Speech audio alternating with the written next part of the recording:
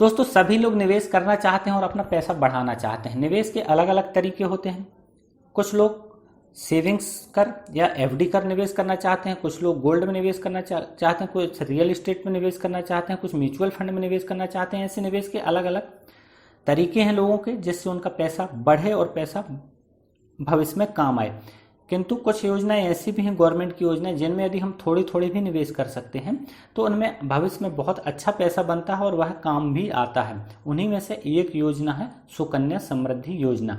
यदि आपकी कन्या है यानी पुत्री है और आप उसके नाम पे निवेश करना चाहते हैं, यदि आपकी पुत्री नहीं है, आपके परिवार में कोई आपकी बहन है, भांजी है, दोस्त की बेटी है, और यदि वह निवेश करना चाहते हैं और उनको लग रहा है कि हम इसके नाम पे निवेश करें जो भविष्य में अच्छा रिटर्न भी दे और साथ में उसके भविष्य के लिए काम भी आए, तो उसके लिए सुकन्या समृद्धि योजना बहुत ही अच्छी योजना साबित होगी।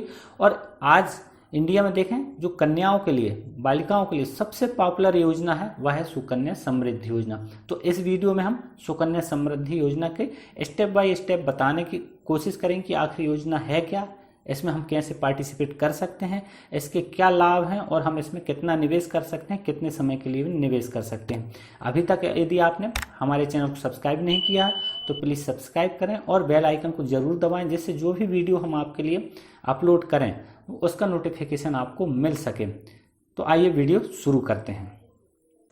सुकन्या समृद्धि योजना 22 जनवरी 2015 को हमारे यहाँ शुरू हुई, इंडिया में शुरू हुई, और इसका उद्देश्य बालिकाओं को अच्छी शिक्षा और उनके शादी के लिए यानी विवाह के लिए जो माता पिता पैसा इकट्ठा करना चाहते हैं उसमें गवर्नमेंट भी योगदान करे और उस उद्देश्य से उनका भविष्य उज्जवल बन सके, इसलिए इस योजना को शुरुआत की गई। अब इस योजना को आप कहाँ या इस योजना में आप कैसे भाग ले सकते हैं। पहला, इसमें फर्स्ट यह है कि आप किसी भी नेशनलाइज बैंक, हमारे यहाँ की किसी भी नेशनलाइज बैंक में आप इसका खाता खोल सकते हैं, पोस्ट ऑफिस में भी इसका खाता खोल सकते हैं।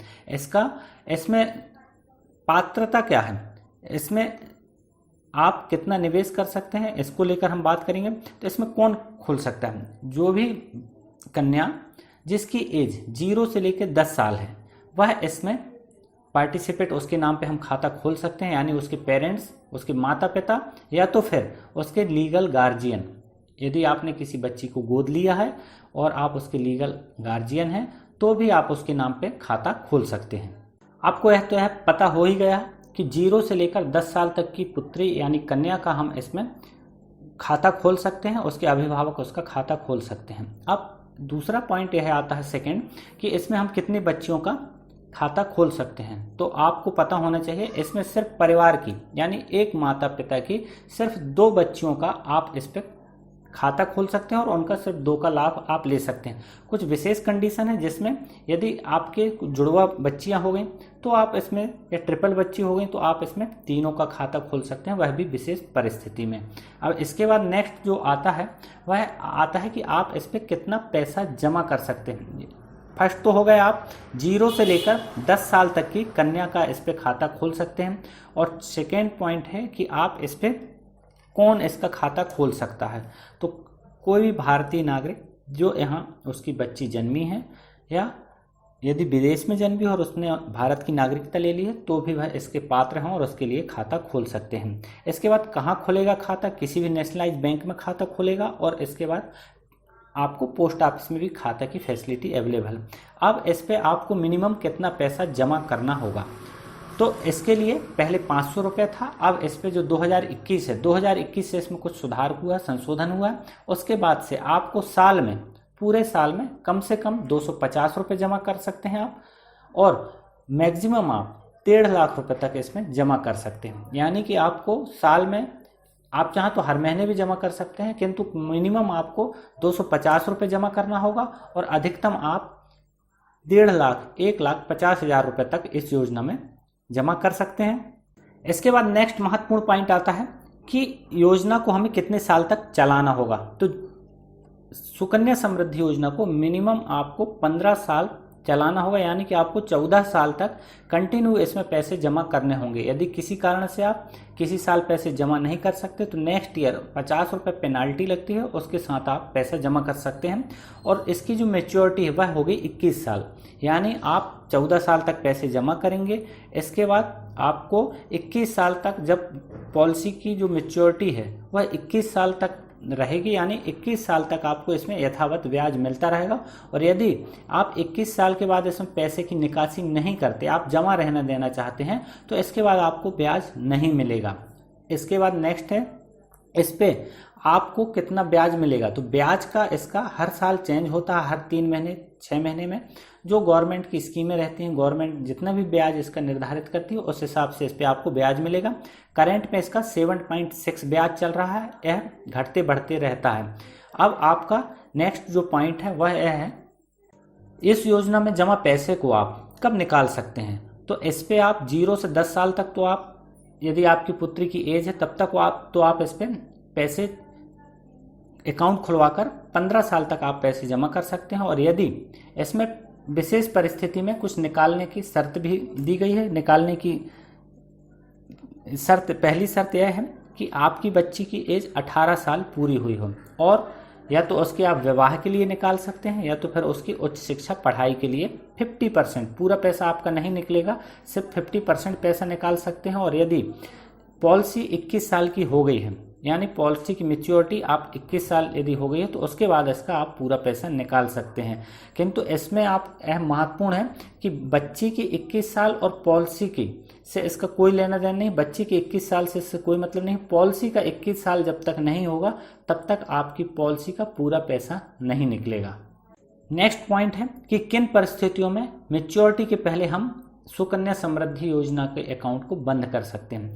पहला इस पे यह है, फर्स्ट यह है, या तो जिसके नाम पे यह पॉलिसी है, यानी जिस कन्या के नाम पे पॉलिसी है उसकी यदि किसी कारण से डेथ हो जाती है तो आप इसको समय से पहले इससे आप पैसे निकाल सकते हैं। और सेकेंड इस पे है कि विशेष परिस्थिति, यानी कि अभिभावक उसको पटाने के पैसा नहीं पटा पा रहे हैं, उनकी आर्थिक स्थिति बहुत ही खराब हो गई है, तो उसके लिए सक्षम अधिकारी का प्रमाण पत्र लगेगा, तब आप इसके पैसे निकाल सकते हैं। इसके बाद इस पे आप जमा कैसे कर सकते हैं। एक तो आप ऑनलाइन जमा कर सकते हैं, आप किसी अपना अकाउंट यदि आप वहाँ खुलवा रहे हैं तो उस पर SI लगा के आप हर महीने आपके अकाउंट से जितना भी आप जमा करना चाहें उसको पहले बता दें। 250 रुपये आपको मिनिमम साल में जमा करना है और मैक्सिमम 1.5 लाख जमा करना है। आप 500, 1000, 2000 जितना भी आप उस पर डिडक्ट करवाना चाहते हैं ऑटोमेटिक आपके खाते से डिडक्ट होता जाएगा। अब इस पर कुछ लाभ भी हैं, जिसमें सबसे महत्वपूर्ण लाभ यह है कि इसका आप जो 18(6) है, 80 धारा 80 की है, उसके तहत आप इसमें इनकम टैक्स अधिनियम की धारा 1961 की धारा 80C है, उसके तहत आप इनकम टैक्स में इसकी पूरी छूट भी लेंगे। यानी आप जितना पैसा इस पे जमा करेंगे साल में उसका आपको छूट मिलेगा। और इसके बाद इस योजना में आप जितना पैसा जमा करते हैं, जब यह इसकी मैच्योरिटी पूरी होती है तो उसके आपको जो भी ब्याज मिलेगा उस पर भी टैक्स फ्री रहेगा। इस पे नेक्स्ट यह है कि जो टैक्स की छूट है इसकी पात्रता कौन रखता है। जो पैसा जमा करेगा उसका अभिभावक या उसका पिता जो पैसा जमा करेगा वह इसकी छूट ले सकता है। इसके बाद नेक्स्ट है कि इसमें आपको खाता खुलवाने के लिए, यानी सुकन्या समृद्धि योजना का खाता खुलवाने के लिए आपको क्या क्या डॉक्यूमेंट की आवश्यकता होगी। तो पहला तो आपका जहां आप इसका खाता खुलवा रहे हैं वहां पे आपका पहले से सेविंग अकाउंट होना चाहिए। दूसरा आपका आधार कार्ड लगेगा, बच्चे के और माता पिता के इसमें फोटो भी लगती हैं। इसके बाद बालिका, जो भी बालिका है जिसका आप खाता खुलवाना चाहते हैं उसका जन्म प्रमाण पत्र चाहिए। इसके बाद नेक्स्ट आपको उसका निवास यानी मूल निवास का प्रमाण पत्र भी देना होगा, और माता पिता का जिसके गार्जियन है जिसके नाम पे आप खाता खोल रहे हैं तो उस बच्ची के माता पिता का पैन कार्ड भी इस पे अनिवार्य है खुलवाने के लिए। इसके बाद नेक्स्ट आपके दिमाग में यह सवाल आता होगा, क्या हम एक बच्ची के नाम पे अलग अलग खाता खुलवा सकते हैं। तो ऐसा आप बिल्कुल भी नहीं कर सकते। एक बच्ची के नाम पे एक ही खाता आप खुलवा सकते हैं और एक ही खाता से आप इसका लाभ ले सकते हैं। इसके बाद नेक्स्ट है जो खाते का संचालन है वह कितने साल तक उसके अभिभावक करेंगे। तो जब तक बच्ची की एज 18 साल नहीं हो जाती तब तक उसके गार्जियन या माता पिता या प्राकृतिक उसके संरक्षक हैं वह इसका संचालन कर सकते हैं, और जैसे ही वह बालिग होती है 18 साल के बाद तो उसका फिर संचालन वह खुद कर सकती है।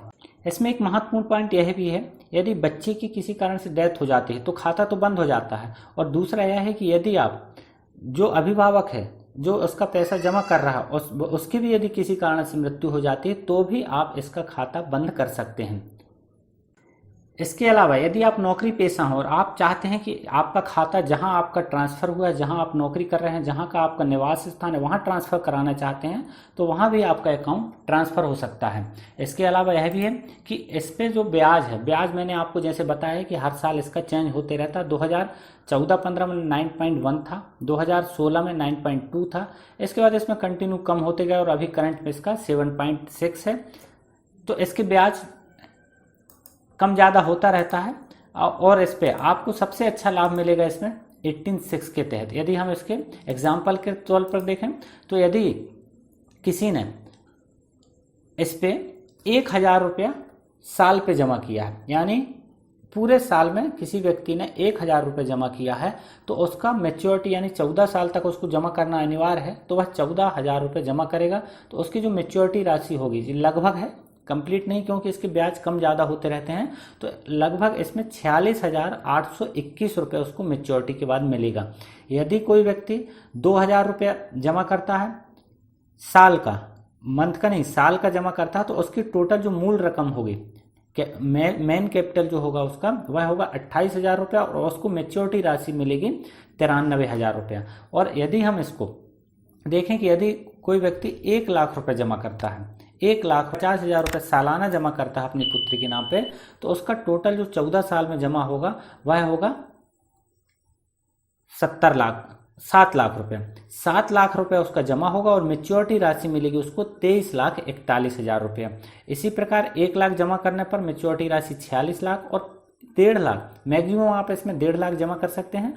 तो मैक्सिमम यदि आप जमा करते हैं 1.5 लाख रुपए, यानी 14 साल तक आप 1.5 लाख रुपए जमा करेंगे तो आपका 21 लाख रुपए जमा होगा, और 21 लाख के बाद आपको 70,23,000 तक का आप इसमें मैच्योरिटी के बाद आपको इतना पैसा मिल सकते हैं। यानी 1.5 लाख पे आपको मिनिमम समझ लीजिए मैक्सिमम कि 1.5 लाख यदि आप जमा कर रहे हैं तो आपका इस पे फंड जब इसकी मैच्योरिटी होगी यानी 21 साल बाद तो 70 लाख रुपए आपको मिल सकता है। तो दोस्तों यह बचत की सुकन्या समृद्धि योजना बहुत अच्छी योजना है, बालिकाओं के लिए बहुत अच्छी योजना है। यदि आपकी पुत्री है तो आप इस योजना को जरूर उसके नाम पे उसका इस योजना में खाता खुलवाएं, और मिनिमम आप यदि आप ज़्यादा पैसा नहीं जमा कर सकते, आप स्टॉक मार्केट या दूसरे इन्वेस्ट की जगह आप यदि इन्वेस्ट कर रहे हैं तो भी आपको सुकन्या समृद्धि योजना में आपकी पुत्री का खाता होना चाहिए। और मिनिमम आप कम से कम इसमें 250 रुपया साल का या हर महीने 200, 400, 500 रुपये जो भी आपका बचत का पैसा है उसमें आप जमा करें, आपका अच्छा कैपिटल बन सकता है। हमारा उद्देश्य यही है कि हम आपको कुछ ऐसी योजना बताएं जिससे आपका जो कैपिटल है वह बढ़े और आप अच्छा निवेश कर सकें। यदि आपको वीडियो पसंद आता है तो हमारे चैनल को सब्सक्राइब करें और इस वीडियो को अधिक से अधिक शेयर करें जिससे अधिक से अधिक लोगों को इसका लाभ हो सके। वीडियो देखने के लिए धन्यवाद। Thank you.